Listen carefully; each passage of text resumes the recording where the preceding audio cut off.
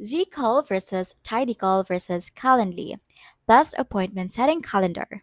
In this video, I'll be comparing Zcal, Tidycal, and Calendly to see which is the best for appointment scheduling tool.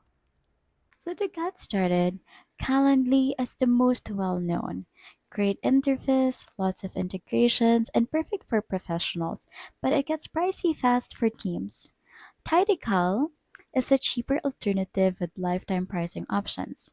It's easy to use and integrates with Google Calendar, but lacks some advanced automations.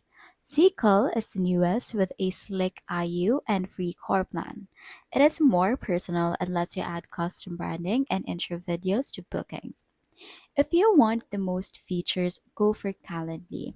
For budget users, Tidycal is awesome. If you want fresh and personal, Zcall is a sleeper hit.